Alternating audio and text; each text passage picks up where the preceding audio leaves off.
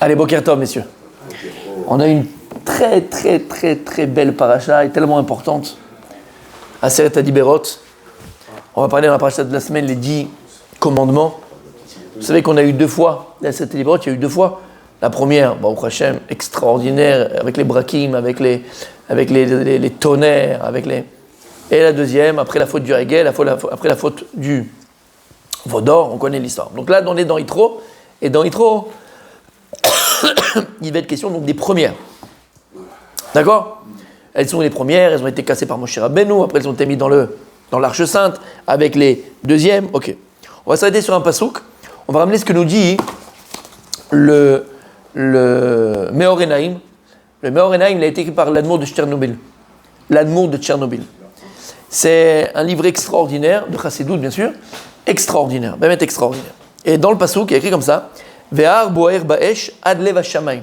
Donc lorsque arrive Matan Torah, vous savez que moi je suis monté dans les cieux récupérer la Torah, mais il y a écrit d'abord, Ve'ar boer, et la montagne était en feu, elle brûlait de feu, voilà, pour être plus clair, Ve'ar boer ba'esh, la montagne, le mont Sinaï, brûlait de son feu, ad lev hashamayim, jusqu'au cœur du ciel. Bon, alors jusqu'à présent, je ne savais pas qu'il y avait un cœur dans le ciel, ni un poumon dans la terre, et ni un orteil dans la mer, d'accord ? C'est bizarre. Alors c'est de la poésie. Certains diront c'est de la poésie. Et d'autres comprendront que dans la Torah, il n'y a pas de poésie. Chaque mot et chaque lettre, est pesé. Alors on nous dit ici, le tzaddik de Tchernobyl, qu'est-ce qu'il y a écrit ici ? Qu'est-ce qu'il y a écrit dans ce verset ? Ve'ar boer ba'esh ad lev hashamayim. Et la montagne, le Har Sinaï, brûlée de feu, jusqu'au cœur du ciel. Regardez comme c'est extraordinaire. Mais Matan Torah, qu'est-ce que Moshe Rabbeinu il a fait descendre à Israël ? Qu'est-ce qu'il a donné au peuple juif ? Ok, il y a eu Matan Torah, il y a eu le don de la Torah, il est monté chercher la Torah d'Hachem, 40 jours et 40 nuits, et il a pris la Torah d'Hachem, magnifique, tout est magnifique, ok. Balma Yarad, qu'est-ce qu'il a fait descendre ? La Torah ? C'est quoi la Torah ? Regardez ce qu'il dit, et c'est magnifique. Regarde ce qu'il dit. Regarde bien ce qu'il dit. Iné, Inyan Ashne Luchot Sheorid Moshe. Arrête, on sait que les tables de la loi, on appelle ça les 2 tables de la loi. On appelle Shte Luchot Abrit. En français, les 2 tables de la loi. On sait qu'il y en avait 2, d'accord ? À droite, c'était écrit toutes les mitzvot ben Adam lamakom, les mitzvot qui incombent à l'homme envers Dieu, et de l'autre côté, les mitzvot qui incombent à l'homme envers son prochain, ben Adam lachavero. Mais en vérité, comme on les voit, vous savez que c'est fait un peu comme ça, les luchot, d'accord ? Ok. Donc c'était 2, comment je l'ai dit, comment on dit luchot ? 2 tables de la loi. Et regardez, Inyan shne luchot sheorid Moshe Rabbeinu. Moshe Rabbeinu a descendu les 2 tables de la loi. Aya sheorid le Israël lève. En descendant les 2 tables de la loi, qu'est-ce qu'il a fait descendre au Bnei Israël ? Lève, un cœur. Un cœur. Quel cœur ? Quel cœur il a fait descendre ? Lève hashamayim.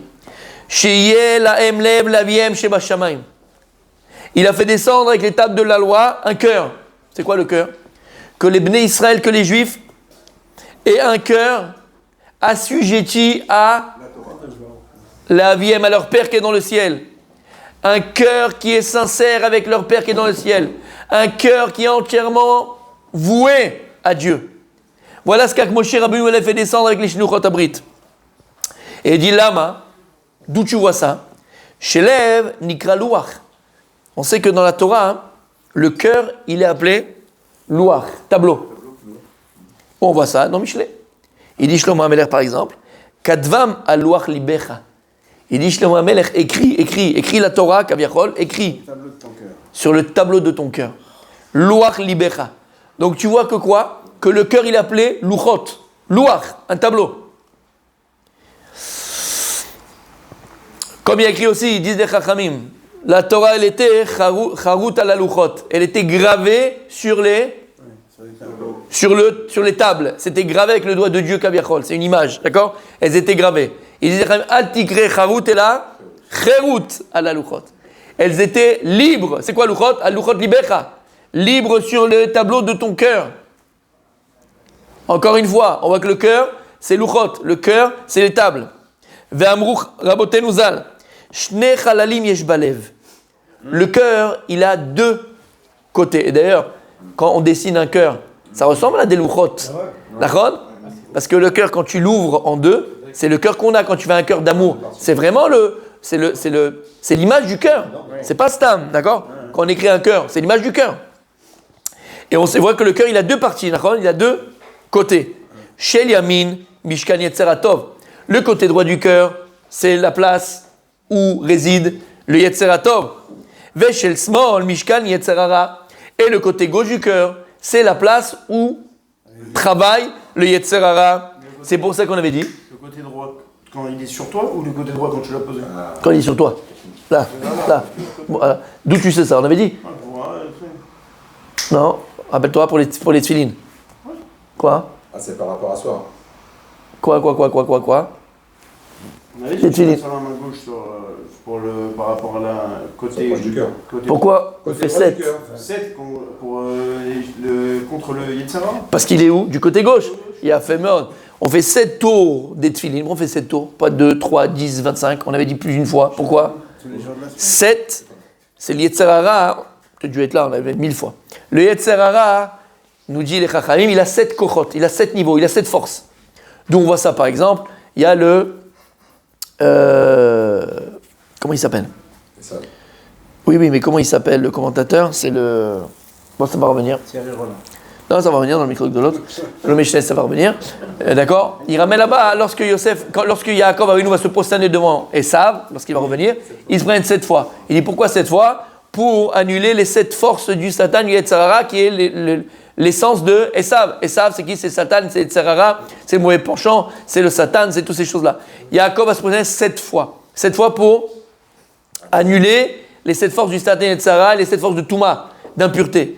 Pareil, on avait dit que lorsque Yehoshua va faire la conquête de la première ville d'Israël qui s'appelle Jéricho, il va tourner 7 fois. Faites tomber les murailles. Encore une fois, c'est quoi? C'est les 7 korotes du Yetzara. C'est qu'à Sukkot, on avait dit, on va faire les akafot 7 fois. Ça revient à ça. On va se libérer du Satan et Yetzara. C'est pour ça aussi que la Kala, sur la Chassidoute, elle tourne 7 fois autour du Khatan. Parce que le Khatan, jusqu'à présent, il était emprisonné, il était emmêlé dans le serpent qui fait 7 tours. C'est le Satan, c'est Yetzara. Elle tourne 7 fois pour le délier du Satan et Yetzara. À Kol Bigdusha, à Kol Betahara. Maintenant qu'on a une femme, elle nous libère du Satan et du Yetzirara. On va être dans la Torah, on va être dans les mitzvot, on va être dans le bon, dans le bien. Ta femme, elle te protège, comme la chaussure, rappelez-vous. N'oubliez pas, de la klala, la femme, elle protège de la klala. C'est que la femme est comparée à la chaussure dans la Torah. Pas la chaussure que tu piétines, chas v'shalom. La chaussure qui protège ton pied du sol, parce que la terre a été maudite. Et lorsque tu te maries, la femme, elle te protège de la malédiction, elle te protège du Satan, du Yetzirara, de toutes les choses mauvaises. Ta femme, c'est une protection. Alors maintenant, écoutez bien, d'où l'interdit de ne pas marcher à pied, on avait vu. Donc, pieds nus, à pied, j'ai dit. Pas marcher à pied, c'est compliqué. Pas marcher pieds nus. Et j'ai dit ce que j'ai dit, nous les Tunisiens, on a brûlé de 7 paires de chaussures. Peut-être que le Mécor, c'est ça. Peut-être que le Mécor, c'est ça. D'accord? Ouais. Peut-être que le Mécor, c'est ça. Igal, c'est tout. Oui. D'où votre problème. Vous avez un gros problème. Tu en parles tout le temps, tu es tout le temps la tête dedans. Ben voilà, on comprend pourquoi. D'accord? C'est un problème. En tout cas, il dit comme ça. Donc le cœur, il a deux côtés. Yossi, ça fait longtemps ça. Oh là là, c'est plaisir de te voir. D'accord? Le cœur, il a deux côtés. Boker Tov. Il a le côté droit, c'est le Mishkan, c'est le sanctuaire du Yetzer Tov, du bon penchant. Le côté gauche, c'est le sanctuaire du Yetzer Hara.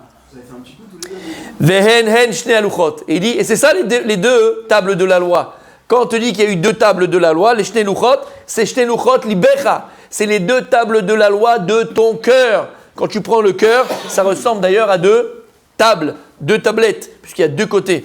D'accord? Et regardez ce qu'il dit maintenant. Vezeu, ve'ar boer ba'esh, et ce qui est écrit dans le verset, en remez, en allusion, lorsqu'on a Kadosh Baruch Hu donné la Torah sur le Har Sinaï, sur le mont Sinaï, ve'ar boer ba'esh, et la montagne, elle brûlait de feu. Qui allo kod devara et ke'esh, parce que Dieu, il a dit, dans un autre verset, dans Yirmia, ve'allo kod devara et ke'esh, il dit à Kadosh Baruch Hu que ma parole, elle est comme le feu. La parole de Dieu, c'est comme du feu. C'est-à-dire qu'à ce moment-là, le Matan Torah, au don de la Torah, Am Israël est arrivé à une compréhension de la lumière de la Torah, qu'on appelle Cheshmal, et de l'intimité de la Torah, de l'intériorité de la Torah, Ad Lev HaShamayim. Écrit dans le verset Ad Lev HaShamayim, jusqu'au cœur du ciel. Ça veut dire quoi? Ils sont arrivés à une vécoute Batorah, à un attachement de la Torah, à s'attacher à la Torah, jusqu'à que cet attachement les a amenés à mettre quoi?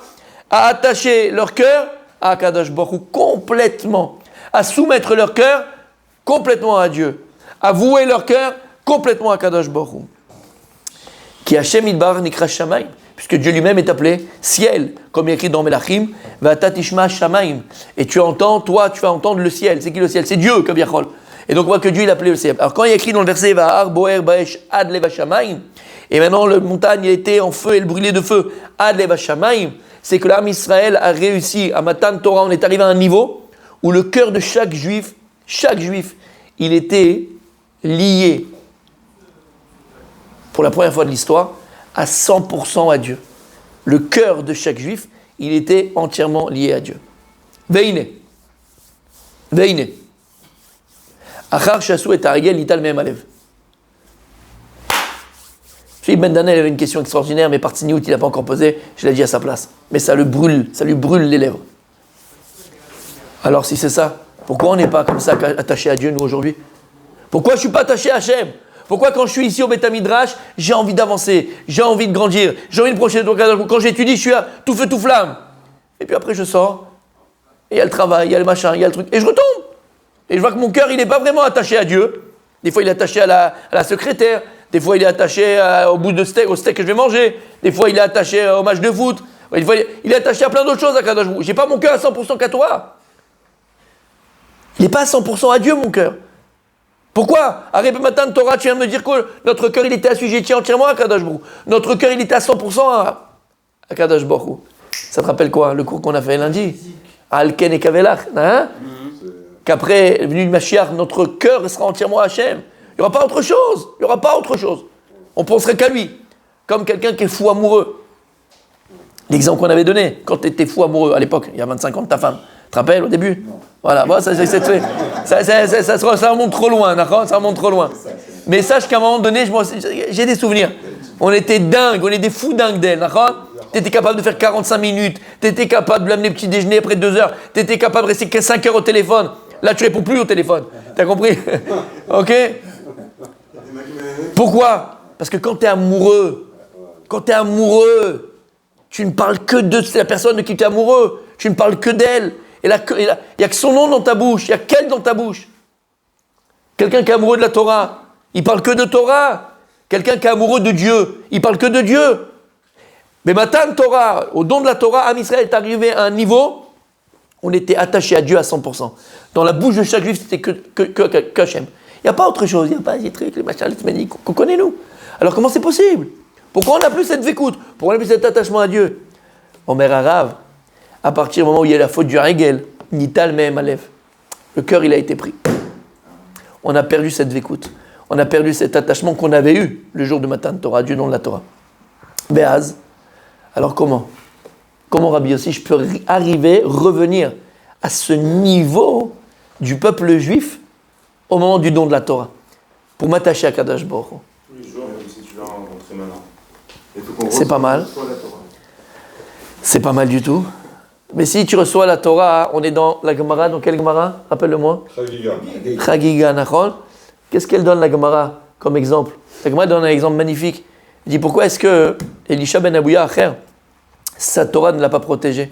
La Torah l'a protégé, mais Gané Matzla. La Gemara donne un exemple d'une laine. Une laine qu'on met dans une casserole avec de la couleur. Et la Gemara dit, tu vas mettre la laine dans la casserole pour la rendre rouge. Donc il y a là-bas dans la casserole, il y a du rouge, tu vois, pour la rendre rouge. Tu ressors la laine et c'est un rouge écarlate, magnifique. Tu prends une deuxième laine, tu la mets dans la casserole et ça sort, la couleur elle n'a pas bien pris. C'est palo, ça n'a pas bien pris, il y a des côtés où c'est encore blanc, où c'est encore pas du tout rouge. Comment c'est possible? La Gemara elle dit, c'est normal. Si la laine que tu as tondue du mouton, elle était pure, elle était blanche quand tu l'as mis dans la casserole, là la couleur elle prend bien. Mais s'il était melouchlechet, s'il était sale avant que tu la mettes dans la couleur, ça va avoir des tons, des machins, ça va même prendre. Comme le lait. Rav Chaikin, on avait ramené comme le lait du Rav Chaikin. Quand tu mets dans la casserole, et le lait il sort, il est sale. Le type il jette 25 fois son lait, il va commencer 25 fois et 25 fois il jette le lait. Lave la casserole, Khabibi. T'as compris ce que ça veut dire? Ça veut dire que si maintenant,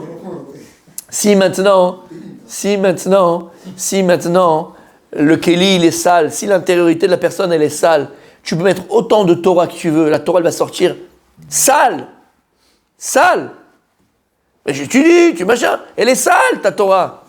Si t'es un pourri à l'intérieur, si t'as des mauvais traits de caractère, si t'es un radin, t'es un menteur, t'es un voleur, tu pourrais étudier toute ta vie de la Gemara, le Rashi, le Zohar, qu'est-ce que tu veux? C'est pire. Naval Birshut Torah, ça s'appelle. Pourri avec la permission de la Torah, ça s'appelle. Alors? Karcher. Il y a fait méod. Et c'est quoi le olam du Karcher? C'est quoi le monde du Karcher? Il dit le Rav, Ve'azi trila anaga chadasha. Il y a une nouvelle anaga, il y a une nouvelle conduite dans ce monde que Dieu va donner, qu'il a déjà créé avant la création du monde. Ça s'appelle Teshuvah. Et la Teshuvah, pourquoi elle est importante? Pourquoi c'est uniquement la Teshuvah qui peut nous faire revenir au niveau du peuple juif au moment du don de la Torah, où ton cœur, Rabbi Yigal, il est entièrement à Dieu? Parce que la Teshuvah, par définition, c'est quoi? Lev Nishbar. Lev Nishbar. Il faut casser ton cœur de pierre et revenir au cœur de chair et de sang. Un cœur qui comprend, un cœur qui est voué à, un cœur qui aime, un cœur qui est aimant, un cœur qui est bienveillant, un cœur qui cherche la proximité avec Dieu. Lev Nishbar. Arofel Nishvure Lev. Vous vous rappelez le coup qu'on avait fait? Arofel Nishvure Lev, tu te rappelles, tu étais là? Yosef Hatzadik? Non? Si, bien sûr. Tu te rappelles? Bah, tiens. Il a fait. Qu'est-ce qu'on avait dit? Arofel Nishvure Lev. Pourquoi? Tu te rappelles? Tu te rappelles du cours ou tu te rappelles pas du cours? Il est magnifique. Tu te rappelles? C'est quoi Arofel Nishvure Lev? Akashbo, il guérit les cœurs brisés. C'est pas le miel et les abeilles de l'autre, là, Hélène et les garçons. D'accord? Mais ça, c'est que je t'ai dit. D'accord? C'est pas Hélène et les garçons, hein? Tout de suite, dès qu'on parle de ça, ça lui rappelle les souvenirs. Ça lui rappelle les souvenirs. Qu'est-ce qu'on dit à Arofel Nishvure Lev? Dieu, il guérit les cœurs brisés. Cœur brisé, c'est quelqu'un qui fait teshuva. Mais c'est quoi un Lev Nishbar? Je vais pas vous le dire. Dites-moi un petit peu que vous vous rappelez quelque chose quand même. Oh là là. Tzadik, oh là là. Bon, vas-y, va, tourne au close là, va faire le truc là. Allez, vas-y. Arofel, je vous relève. Abaya Igal. Pourquoi est-ce qu'on tombe? Parce qu'on s'éloigne de Dieu. On s'éloigne de qui? D'Akadosh Baruch Hu. Et c'est quoi Akadosh Baruch Hu? Aleph, Aloufo Shel Olam. Aloufo Shel Olam, le maître du monde. Aleph. D'accord? Rappelez-vous ce qu'on avait dit. Dans Isaiah Shel Moshe. Non, oui. Les 5 Aleph. Vous étiez là? Bien sûr. Merci, beaucoup, Bokertov. Arofel, je vous relève. Si tu es Chover et Aleph, c'est quoi Chover et Aleph égal? C'est quoi égal? Tu prends le Aleph. Aleph, c'est Aloufo Shel Olam. Vous vous rappelez pas du cours en fait? Il n'y a pas très longtemps. Il y a fait, t'es Chover, tu le casses, tu le coupes. Quand tu écris un Aleph dans la Torah, c'est un Yud, un Vav et un Yud. Tu coupes en deux. Donc tu as toujours un Yud, un Vav, un Yud, un Vav. Yud c'est 10, Vav c'est 6, ça fait 16. 2 fois 16, 32. Est-ce que 30? Lève. Arofel, je vous relève. Le seul moyen, on avait fait ça, on dit. Le seul moyen que tu as de Olam HaTeshuvah, Lev Nishbar, c'est quoi un cœur brisé? C'est un cœur qui pleure. Qui pleure sur quoi? Qui pleure et qui regrette sur le fait qu'il prenne conscience. Comment est-ce que j'ai pu être loin de toi, Kadosh Baruch Hu? Comment j'ai pu vivre toutes ces années? Comment j'ai pu vivre cet instant, Kadosh Baruch Hu, sans toi? C'est sur ça qu'il faut pleurer. Comme il dit le Rambam, toute la place qu'on laisse à nos problèmes, c'est le vide qu'on a créé entre nous et Dieu. Ce Rambam, n'oubliez jamais. Plus tu crées un vide entre toi et Kadosh Baruch Hu, plus tu laisses la place à tes problèmes. Moins tu crées de vide entre toi et Dieu, et plus tu vas estomper tes problèmes. Lev Nishbar, Arofel Ishvur Lev. Akadosh Baruch Hu, c'est pour ça que Yosef Hatzadik, vous vous rappelez, c'est le cours avec Yosef, avec ses frères, Pachat Beigash, lorsqu'il va pleurer, pour casser leur cœur, pour revenir à quoi? À Aleph, à Aloufo Shel Olam, au maître du monde. Donc le seul moyen qu'on a aujourd'hui pour Béhémet revenir avant la faute du Hegel, la faute du Vaudor, et de revenir à Ce niveau du peuple juif, Matan Torah, c'est la Teshuvah. Quand tu fais une véritable Teshuvah, Teshuvah c'est tachouver, c'est revenir vers le He, revenir vers Akadosh Baruch Hu. Quand on fait une véritable Teshuvah, Behemet, alors c'est sûr qu'à un moment donné tu pleures. Pourquoi tu pleures? Tu pleures pas de désespoir. Tu pleures d'amour. Pleurer d'amour, c'est le mot cherché. Tu pleures d'amour. Comment tout ce temps-là, je t'ai pas appelé, je t'ai pas demandé, je t'ai pas réclamé. Comment? Et toi, tu étais là. Quand on fait Teshuvah, on peut rendre la laine blanche. Bien sûr. On reprend l'exemple de la Bevadaï. Et il dit parce que si maintenant, toi, à ce moment-là, tu avais un cœur qui était nilvav, qui battait pour Dieu, comment tu aurais pu fauter à ce moment-là? Si ton cœur, là, il est en train de battre pour Dieu, il n'y a pas de place à la faute. Alors à ce moment, tu n'as pas eu besoin de quoi? De la teshuva et de casser ton cœur. Mais c'est où? Ils l'ont eu pourtant. Pourquoi ils ont fauté? Bevadaï. Ils avaient le cœur. Comment ils ont pu fauter? Ils avaient le cœur. C'est ce qu'on est en train de dire. C'est que si ils l'ont eu ponctuellement, momentanément, et malheureusement, comme Adam Arishon, on avait expliqué, comme Adam Arishon, il n'y a pas un acquis, il n'y a pas d'acquis. Ça peut nous arriver aussi après. Bevadaï, il n'y a pas d'acquis. Al tamin batzmecha lion motecha. Ne crois pas en toi jusqu'au jour de ta mort. Il n'y a pas d'acquis. Rien n'est signé. Et il termine, Vezeu. Beyud zayin betamuz dainu beyom sherad minahar kshasu et arigel nishtabru aluchot. On te dit que le 17 Tammuz, nishtabru aluchot. Les luchot ont été cassés. Dainu, sheutzrecha lichuva lev nishba. C'est quoi nishtabru aluchot? Nishtabru aluchot, elles ont été cassées les tables du cœur. Pas les tables de la loi simplement. Les tables du cœur. Comment? Parce qu'on a fait la faute du Ragel. T'as compris mon tzaddik? Alors voilà. On est à une période tellement belle, quand on arrive à ce passage de la Torah qui s'appelle Matan Torah, on revit, comme on a dit 1000 fois, on revit Matan Torah. Mais si on veut revivre Matan Torah, avant il faut faire Teshuvah. Aujourd'hui, c'est ce que Dieu nous a donné. La plus belle chose que Dieu nous a donnée, c'est le repentir. C'est le repentir. Et, Badaï, je terminerai avec ça, le repentir, c'est quoi la Teshuvah? On a dit Tashuv et l'Emnishbar Benidke, c'est que ton cœur ne bat que pour Dieu. D'accord? Mais la Teshuvah, c'est, n'oubliez pas, on a deux luchot, on a deux tables de la loi, on a deux cœurs, d'accord? Deux côtés du cœur, on a deux tables de la loi. On avait dit quoi? D'un côté, c'était toutes les mitzvot entre toi et Dieu. Je suis l'éternel ton Dieu, tu n'auras pas d'autre Dieu à part moi, tu ne vas pas prononcer mon nom en vain, tu vas faire Shabbat, tu vas honorer tes parents. Et l'autre côté, tu ne vas pas voler, tu ne vas pas, d'accord, et tu ne vas pas tuer. Ça, c'est l'homme envers son prochain, Madame la Chavero. Donc une teshuva shlema, une teshuva complète, c'est pas simplement quand tu fais teshuva vis-à-vis de Dieu, tu te repentis vis-à-vis de Dieu, mais aussi tu te repentis vis-à-vis des hommes. Et ça, c'est une véritable teshuva. Ça suffit pas d'être simplement que ton cœur batte uniquement pour Dieu. Ça suffit pas. Il faut que ton cœur, il faut qu'on dit leva vecha, tes cœurs. On a un cœur qui bat pour Dieu, on a un cœur qui bat pour notre prochain. Et là, on a les jetés luchot abrit. Là, on a les deux tables de la loi. Oh, sinon, c'est incomplet. Et dans notre génération, et dans ce qu'on est en train de vivre, à plus forte raison que notre cœur doit battre non seulement pour Dieu, pas d'ail, mais aussi pour nos prochains. On est tellement une situation qui est compliquée, mes amis, qu'on se doit mettre, pas seulement de compatir, mais de s'associer. Mamage de s'associer à la peine des familles qui ont perdu des proches, à la peine de tous les blessés. Vous savez combien de blessés qu'il y a? Combien de blessés? Et pas on parle de blessés, c'est pas qu'il a perdu son ongle. C'est un bras en moins, un jambe en moins, ils voient plus, des oreilles en moins, ils sont brûlés au je sais pas combien de degrés. C'est psychologique, je parle de physique. Psychologique, on en a des milliers. Mais je parle de physique. 18 ans, 19 ans, 20 ans, il avait toute la vie pour lui, c'était un champion olympique le gars.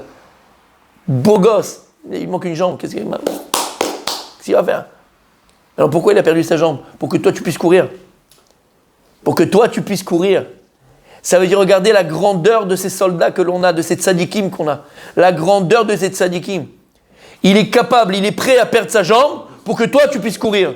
Pour que toi tu puisses danser à la bar mitzvah de ton fils. Toi tu puisses danser au mariage de ton fils. Toi tu ailles te promener et faire l'Himalaya. Il est prêt, il le dit. Tu les as entendus parler. Tu as entendu les interviews. T'es ici, il fallait le refaire, je le referai. Mais c'est quoi ces neshamot? C'est quoi ces neshamot? C'est quoi ces âmes-là? C'est quoi ces tzadikim? Bémet. C'est quoi ces tzadikim? On n'a rien à vouloir, tu sais. On dit, waouh, comment c'était il y a 2000 ans avec Rabbi Akiva. Regarde les tzadikim qu'on a, c'est des tzadikim. Je pèse mes mots, hein, je suis très sérieux. Et celui qui est fifra là, il vient de sortir juste de réanimation, il interviewe, il dit, j'attends de me remettre pour retourner encore. Où tu vois ça? Où tu vois ça? Alors fais attention, et je termine maman, fais attention. Faut rester collé au peuple. Pas aux qui se disputent là-haut, là, tout cela, là, avec Bibi, l'autre machin, les bidulis se disputent, et ça encore les trucs, et t'entends des choses. Hier, j'ai entendu sur la. Je regarde plus, je vous crois que je regarde plus. BMF, c'est vrai. Mais hier, ça fait hyper longtemps que j'ai pas vu. Je lis, mais j'ai pas vu. Alors j'ai mis la 13, tu vois. Je sais pas. Non, c'est inimaginable. T'as le journaliste, je peux pas me le voir. Il est avec la barbe, là, je peux pas me le voir. De la pourriture, mais qu'il a du terme. La pourriture. Faut dire les mots. C'est un pourri, de la pourriture. Mais heureusement, d'habitude, ils sont tous ensemble. Là, ils sont tous ensemble quand ils tapent. Mais heureusement, ceux qui étaient dans le Ulpan, comment on dit le Ulpan? Studio. Dans le studio, la vérité, même si c'était tous, en général, c'est des nazes, ils ont tous bien réagi. Vous savez qu'hier, il y a une opération militaire à Jenin, dans l'hôpital. Extraordinaire. Il est en vidéo. On a vu la vidéo, voilà, ils ont montré la vidéo et tout ça. Ils sont déguisés, machin. Ils ont liquidé trois mechablim, 3 terroristes qui allaient passer à l'acte, quoi, d'accord? Et ce journaliste pourri, mais pourri, qu'est-ce qu'il dit? Il dit, bon, je sais, je vais faire le gaucho, l'extrême gauche, je vais faire, mais quand même, est-ce que vous ne pensez pas que faire ça dans un hôpital, c'est quand même grave? C'est quand même... Salopard! Mais salopard! Alors heureusement... C'est sorti. Et il dit, attends, t'as l'impression que t'as l'Afrique du Sud devant toi, et qu'il dit, ça va à l'encontre de comment on appelle ça, des lois internationales et tout. Il y avait plein là-bas de journalistes des autres. Tous, mais tous. Il lui dit, écoute. Ce qu'ils ont fait, c'est extraordinaire. Il faut le faire. Et ça a été fait proprement. C'est calculé. C'est bien. Ils sont entraînés pour ça. Ils l'ont tué. Mais c'est celui qui présente. C'est le présentateur. C'est le journaliste qui est au milieu. Comme ça, il parle. Après tout ce qu'on a vécu et tout ce qu'on truc et tout. Mais pourquoi? Donc, encore une fois, je m'en fous de la politique. Nous, on ne doit pas rentrer dans ça. Sachez que le peuple juif, on le voit, il est beau, il est magnifique. Le Ham Israël, il est magnifique. Regardez nos soldats. Vous avez vu la vidéo de la députée, elle est connue, elle a fait aussi une autre vidéo une fois quand c'était Yom HaZikaron pour les soldats. Elle est partie à Bnei Brak, dans le carré des militaires religieux qui sont tombés depuis la création de l'État d'Israël. Elle a fait un super beau discours là-bas. Super beau. Et là, elle a parlé à la Knesset aussi. Et c'est ce dont on avait parlé un petit peu. Ouais, parce que c'est revenu encore une fois. C'est encore venu. Les lapides, les machins, et les gants, c'est les machins. Auto Davar, c'est Auto Davar. Hier, ils ont dit Auto Davar. Ils ont dit oui, c'est des méchichistes. Parce qu'ils parlent, il y a eu un kenes, il y a eu un kenes, pour revenir à Gaza, et Gush Katif et tout ça. Et ils ont dit attention, ils nous mettent en danger, c'est des méchichistes. Méchichistes, donc ils croient au Mashiach. Elle a parlé avec les 7 hier. Elle a dit mais le juif, il est méchichiste. Depuis quand? Ça fait 2000 ans qu'on attend le Mashiach. C'est quoi votre... Vous allez à l'encontre de la foi juive. Qui on attend? Le Mashiach. C'est devenu un blême. Tu sais, on est méchichistes. On est tous méchichistes. C'est quoi le méchichiste? Ça, on attend le Mashiach. On attend la royauté de Dieu. C'est Erev Rav, ça. Ça, c'est Erev Rav. Pachout, c'est Erev Rav. Je pèse mes mots. Quelqu'un... Non, elle a parlé avec les 7, elle. Elle a dit, on est tous... Elle n'a pas de perruque, elle n'a pas de machin, elle a un pantalon. Mais elle est juive. Elle dit c'est la foi d'Israël. C'est parti des 13 attributs de foi. 13 attributs de foi, c'est qu'on attend. Biata Mashiach. Anim, Amin, Bemula Shlema. Depuis 2000 ans, on a venu Mashiach. Et ils nous traitent de méchichistes. Et ils mettent en danger la nation d'Israël. Vous mettez en danger la nation d'Israël. Bande de vendus. Bande de vendus. Des traîtres. Des traîtres. Il n'y a pas d'autre mot. Il n'y a pas d'autre mot. Des traîtres. Des traîtres. Tu viens et tu dis, vous mettez en danger le peuple juif parce qu'on attend le Mashiach, mais on l'attend depuis 2000 ans. Et Achmar, ce qui t'a fait revenir sur ta terre, c'est parce que tu attends le Mashiach, espèce d'idiot. Donc, je vais me calmer. Mais nous, ne pas tomber dans ça, mon tzaddik. Ne pas regarder ces dirigeants pourris qu'on a. Regardez le peuple. Et le Ham Israël, il est merveilleux. Il y a une nardoute. Kippa, pas kippa, le truc sur le truc, le machin, ce que tu veux, l'homme échané. On est tous ensemble, on a tous la même histoire, et on va tous vers le même endroit, qu'on le veuille ou pas. Et le peuple juif, il est beau. Ils nous le salissent. Ils nous le salissent, le peuple juif. Il est beau. Encore une fois, Erev Rav, Pachout Erev Rav. Pachout Erev Rav, celui qui vient et te dit anti-Meshiris, tout ce que le monde n'a pas. C'est Erev Rav. Pachout, c'est Amalek qui est en nous. C'est Amalek qui est en nous. Pachout, c'est très simple. Il n'y a pas de discussion à avoir. Amalek qui est en nous. C'est pas possible. C'est pas possible, c'est inimaginable. Alors, comme je vous dis, tu vois, ces soldats, ils ont perdu un bras, il a perdu un machin. Et le gars, mais il l'a perdu pour toi, ce pied. Il a perdu pour moi, ce pied. Il a perdu pour moi, ce bras. Il l'a perdu pour ça. Et il regrette rien. Trouve-moi des tzadikim comme ça dans le monde. Trouve-moi des tzadikim comme ça dans le monde. Avec une telle amour pour son peuple, une telle amour de la terre d'Israël, une telle amour de... Ça n'existe pas. Et à la fin des temps, c'est ce qu'il va vouloir faire à Malek. Nous faire douter. Nous faire peur. N'ayez pas peur. On n'a pas à avoir peur. On a le général des généraux avec nous. Et Dieu, il nous le montre. Dieu, il nous montre tous les jours. Vous connaissez tous des soldats, d'accord? On a tous dans la famille des soldats qui sont machin. Mais combien de miracles ils vivent tous les jours? Ce qu'ils ont vécu, Kriyat Sham-Souf. On a dit Kriyat Sham-Souf, il y a plein de miracles, des miracles dans des miracles. Mais c'est exactement ce qu'on vit tous les jours. Tous les jours, on vit des miracles. Tous les jours, c'est des miracles. Tous les jours. Donc Hachem, il nous montre son amour. Il nous montre sa racha et sa miséricorde. À nous de lui rendre.